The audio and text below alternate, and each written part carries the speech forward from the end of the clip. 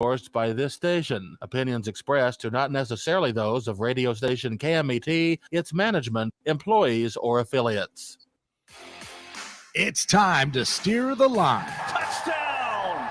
Sports betting, fantasy football, and the latest NFL news. Featuring Loud-Desmond, Christian Giordani, Rocky Giordani, and Jeremy James. Bet on us to make you a better bettor. What? Let's get ready to steer the line. Good afternoon, everyone. Welcome to another segment of Steer the Line. I am Christian Giordani. Alongside with me, we have Loud-Desmond, our professional sports handicapper. Rocky and Jeremy should be joining us shortly. Hey, we got one of them right here. How you guys doing? I'm here. Good. Can we start with Rashee Rice, please? Yeah, that's where I wanted to go. Loud, take it away. Yeah. Rashee Rice is an idiot. And we were all young men once, and we've all done stupid things. But I was never involved in an accident and fled the scene. In fact, I never have been involved with an accident except when other people have hit me. Henry Ruggs III is serving a 3 to 10 year sentence in a Nevada prison camp, which, by the way, I think is way too low. If you remember, he was driving 156 miles per hour on 156 on a Las Vegas City street, hit a car so hard that the woman and her dog could not get out of the vehicle, and it burst into flames, and they burned to death. Burning to death or drowning, probably two of the worst possible ways to go. By the way, my understanding is the absolute worst way to go is being overdosed on capsaicin, which, by the way, I didn't know was a thing, but apparently the U.S. used that in enhanced interrogation techniques. Basically, they would shoot 300,000 level hot pepper stuff straight into your veins, and it would cause your brain to explode. Yeah. Well, in Rashee Rice's case, they also found 10.5 grams of marijuana, so close to half an ounce of that straight ganja. This kid could be facing a good amount of time in prison. And then his lawyer comes out and says he was the one driving. We shouldn't just be talking about this. We should be talking about the whole person. Don't let this define him. I'm sorry. Certain things define you. Lee Harvey Oswald shot Kennedy. You know what I mean? You're defined. Henry Ruggs killed a woman in a drunk driving accident going 156 miles per hour in Las Vegas. But that's the thing. Jalen Carter did the same thing. He killed a man on a bike when he was driving 115 miles per hour while in college and still made it to the NFL. And then is one of the premier. Well, there was a guy who killed somebody when he was in the NFL, right. Served like 5 years, and Hall of Famer. And is in the Hall of Fame. Ray Lewis. No. Ray Lewis, no. I'm talking about this guy was an offensive tackle in Miami. Oh, I don't remember his name. But he killed one person and caused another one to be a quadriplegic in a high-speed auto accident in Miami. And after 3 years, he was back in the league. I'm sorry, 3 to 10 years for killing somebody is not enough. It just isn't. And I bet he's going to serve the lower half of that. I bet Henry Ruggs is out in 4 years because he's got enough money to afford a really good attorney. But I don't want to make the show about criminal justice. Here's my point.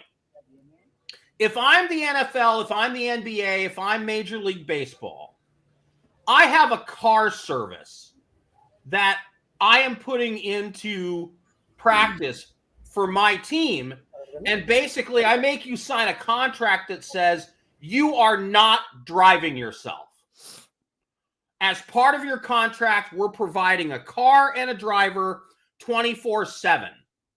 Because too many of these guys are doing this.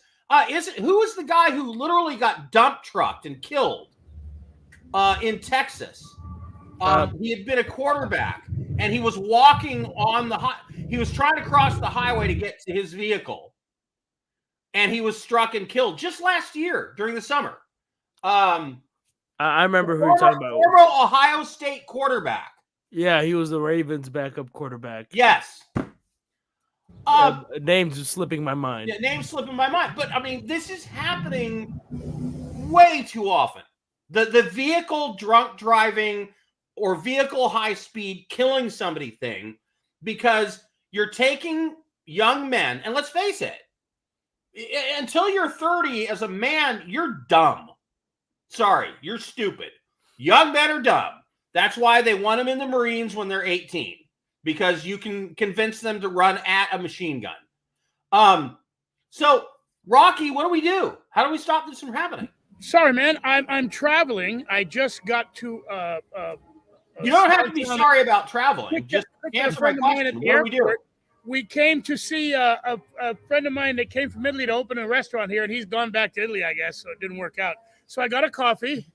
They brought me a Starbucks, so I got a coffee, and I logged in a little bit late.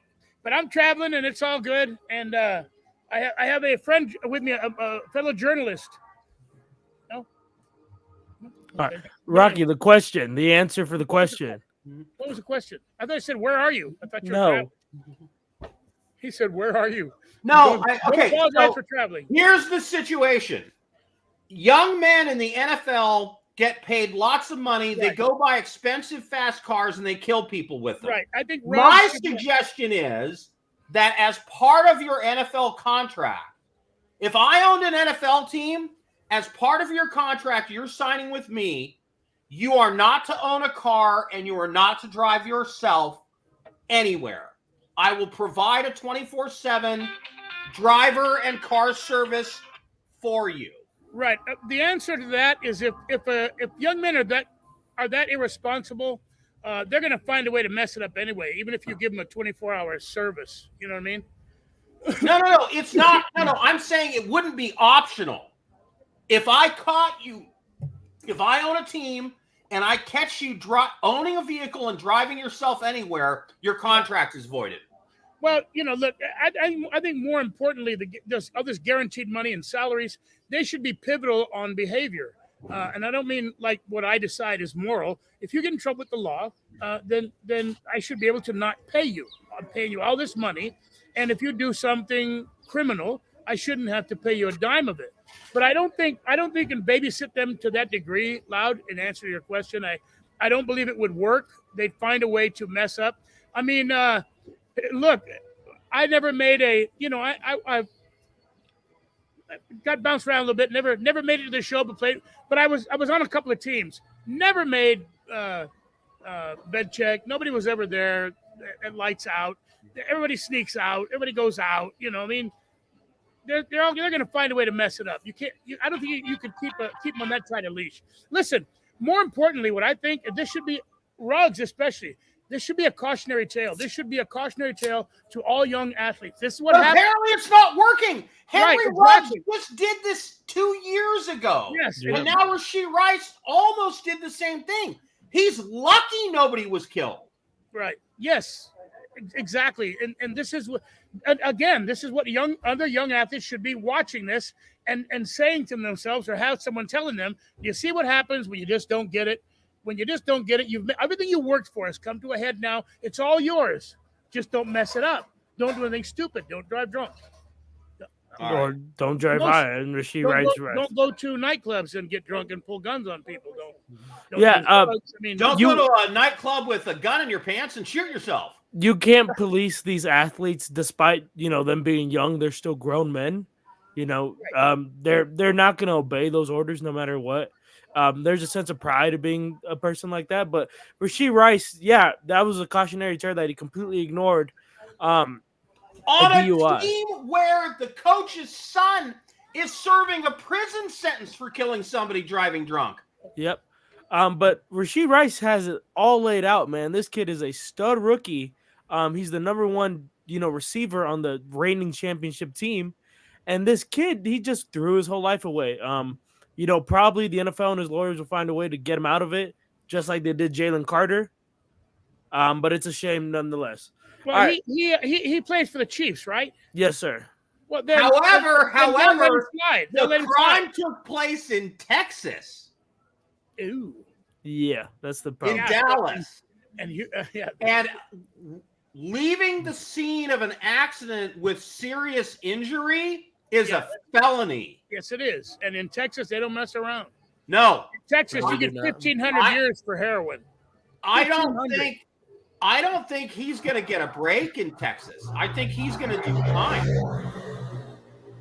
And so the question is, what does that do to the Kansas City Chiefs' chance of repeating as champions? Because who cares about the legality or what really happened to real people? This show's about gambling. So, Rashee Rice screwing up, almost killing people, leaving the scene of an accident, likely to do time. Rocky, the NFL has to suspend him, right? Minimum. They have to. Listen, if you want this to be a cautionary tale, then there has to be punitive action. Agreed? If you don't punish this guy, then the young guy's gonna say, "Oh, look, he got away with it. He skated, so will I." So let's just keep it up. Let's just keep doing it. They need to make an example of this young man. I'm really sorry. I think he deserves it. I think he deserves to be made an example of for what he did. I'm not trying to say give him some undue punishment. I think he needs to be more than slapped on the wrist. He needs to be thrown in jail and yeah, forget all those contracts and forget all that money. You shouldn't get a dime of it. Nothing is guaranteed if you break the law. That's what I'm saying. I don't think any guaranteed money should be guaranteed if you break the law.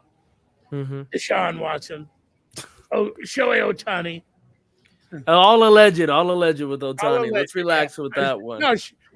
No, Deshaun Watson in the legend. Deshaun Watson in the legend, nothing. Yeah, the legend. But yeah, this should be a cautionary tale for future NFL players. He is facing in Dallas, Texas, 2 to 10 years in jail and a fine of $10,000 to $1 million. And he's going to be sued civilly by 6 people at least. Yep. Who were injured in the crash. And he's going to want to settle all that out of court before his criminal trial. He's going to be broke. If Rashee Rice hit me in that accident, I'm laying on the ground, on my back. Oh, my neck. My Lord. If I was on a bus stop a block away, I'd go, oh, my back. I can't hear you. Yeah. Oh, my back. Anyway, right, it's going to be a problem. Can we move on to the rest of the news for the week? Yeah, just make sure you get my UFL picks in at some point. I will get them in. I understand there's another receiver in the NFL that made some news this week. I something like that. Yeah, it finally happened. Stephon Diggs got traded from the Buffalo Bills to the Houston Texans for a second-round pick. And before we get into the details of the trade, there was one team offering a much higher trade compensation for Stephon Diggs. Anyone want to take a guess what team that was? Not a clue. The Kansas City Chiefs, and the Bills flat out rejected it. Oh, okay. Yeah, of course. 2 first-round picks going ahead. They got nothing for Diggs. They got a second, a third, and a future 25th or something. Yeah, some dumb crap. And after he got traded, the Bills finally let us know what a pain in the ass he's been over the years. They have been really shut up quite about it. I thought, well, why does he want to trade? Well, somebody said he want to trade, then he's comfortable. I didn't realize it's been ongoing. He's been such a burr under their salary. He's a diva. And remember, when they got rid of the offensive coordinator in the middle of the season last year, they went from 20 to 25 runs a game to 30 to 35, and they reduced Josh Allen from passing 35 to 50 times a game to 28 to 32. So they did a completely different style of offense, relying more on the run, and the number of passes that Stephon Diggs caught in the second half of the season was less than he had caught in an 8-game period in his entire career. Yeah, it was an absurd low. But, it's been ongoing drama for it feels like forever now. I remember us talking about this the season before. If Stephon Diggs and Josh Allen, would be able to get over the humps they had. And Stephon Diggs replied to a Twitter post the day before he got traded that Josh Allen's the tweet was about how Josh Allen doesn't need any exceptional receivers because he's such a great talent. He makes average receivers exceptional. And Stephon Diggs replied saying, "You sure about that?" So well, look, the beating heart of the Buffalo Bills is Josh Allen and their defense. Period. Yeah, but they just got slaughtered, butchered with the salary cap. They let go of about 7 players. Yeah, but the other thing is the core best guys on their defense, Matt Milano and the safeties and the corners, most of them are still there. So I think they're going to take a step back this year, but I think they have a better chance of winning a Super Bowl 2, 3, 4 years from now than they did if they kept Stephon Diggs. Yeah, this was my question going ahead. Since everyone's Diggs is 30. He's 30. Yeah, he's 31 now. 31. Yeah. That's long in the tooth for a receiver. But Devontae Adams 32. He's still a top 3 receiver. Stephon Diggs still a top 5 receiver. He would appreciate eventually. But how did you see what the Texans did with his contract? They reduced it to 1 year. Yep. 1 year. They could have had him for 4. They reduced it to 1 in order to make the trade. Okay. Does this make the Texans legit contenders now? Rocky, you're muted. They already were. Rocky, you're muted. They already were. Yeah, they were pretty good already. Yeah, I'm going to say Stephon Diggs is never going to hurt your offense in any way. Of course, he's an upgrade. I don't even remember who their receivers are. Nico Collins, Tank Dell. Yeah, he's definitely an upgrade. Tank Dell. Tank Dell in the locker room. No. Yeah, Tank Dell was hurt. Now that's an argument for probably the best receiving core in the NFL. Tank Dell, Nico Collins, and now Stephon Diggs. Yeah. Tank Dell will be healthy by opening day. Okay. Kid's a stud. Okay, but in my opinion, this changes the entire perspective for next year.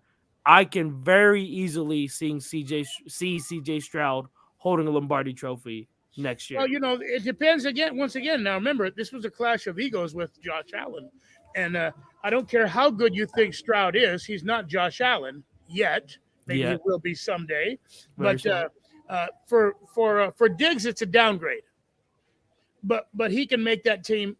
He can upgrade that team, maybe give them a much better chance of going deeper in the playoffs. But I don't know about not in 1 year. Yeah, but here's the thing. I think Christian's on something, which is he's been let go by Buffalo. His ego's going to be bruised. Now he comes into a Texans team where it's C.J. Stroud's team, and if he comes in there and is like, hey, you got to get me the ball 30 times a game, dude, or blah, blah, blah, blah, blah, what happens to the chemistry there, right? Yep. Right. If you can't control his ego, he's not going to help. Yeah, that's going to be the biggest question. And now, for the Buffalo Bills' perspective of this, if this does not work out and you have a terrible next season and maybe a season after that, do you eventually move on from Josh Allen? Do you trade this top 3 player in the NFL? Well, I'll answer that question with a question. Who do you put under center then? If not Derek Carr. Oh, yeah, of course. Sorry, Carr's taken. He's busy. Yeah, but the problem is, are you going to win with Josh Allen? Of course they're going to win with Josh Allen. But they haven't. Again, a question to answer. No, of course they have. They've been one of the best teams in the NFL in the more competitive division in the AFC. Let's not forget. But does that matter? Does that matter at all without a chip? Josh Allen walked off the field 2 years ago, beating the Kansas City Chiefs with 13 seconds left. And their defense completely screwed the pooch and allowed Kansas City to score and take the lead. I still can't believe that happened. in 13 seconds. I'm sorry, that still blows my mind. How you Josh Allen never got that up? I have no idea. I don't think the Buffalo Bills will ever win a championship with Josh Allen. I don't think, and this is no knock on Josh Allen, I don't think the Buffalo Bills will ever win a championship, at least in my lifetime. Again, my question in answer of your question is, who do you replace him with? Move on from Josh Allen to who? Who's better? Who Remember, I kept asking that to Jeremy when the Raiders are saying they wanted to trade Derek Carr. Who are you going to replace him with? And they got worse. Look, is it bad? Okay, is it better to be bad with the quarterback you're paying $45 million a year, or with the quarterback you're paying nickels and dimes? Okay, now you're saying the Dallas Cowboys is a bad quarterback and the Bills are a bad team. Now that just is ridiculous. I know. I'm saying if this happens, if this team does not work out next season, do you move on from Josh Allen? You both said no. Is it not better to have a quarterback on a bad team that you're paying $45 million a year, or one that's paying nickels and dimes, and you can trade Josh Allen for draft compensation and work out for the future? Because you're obviously not winning with Josh Allen. All they did was lose a couple of defensive players and a receiver. Well, no. They didn't just lose. They lost their entire defense. And who they have in the defense? Von Miller? Von Miller was used up. He was done. That's what I'm saying. You got Von Miller as your anchor at 34 years old. In L.A., buddy. He's my boy. I don't care. Matt Milano, the cornerbacks, the safeties, the linebacking core. They lost some pieces, but they're not in a shambles. I believe the Buffalo Bills are going to take a step back next year. I think that's inevitable. But they're trying to reset and open a new window with Josh Allen for another 5 to 7 years to win a championship. You hear that? Reset, not rebuild. You're talking about a rebuild, Christian. They're going to – this what allows it – this perfect analogy. They're going to reset, not rebuild. That's what they're doing. And there's no one out there to replace Josh Allen with anyway. And I don't know what the panic's about, man. By the way, Christian, remember, this is what I tried to tell you before. When I given the Rams a death sentence, they will coach up some young kids, and they did. And look how good they did last year. Hang on. Coaching staff. The Puka Nakuas of the world. Yeah. There's not many of them. Hey, the Bills got one with Shakir Sharif, man. Nowhere. He's a stud. And be total studs. The Bills got one. They had a 4th-round pick last year who was a rookie. Shakir Sharif, he's a stud.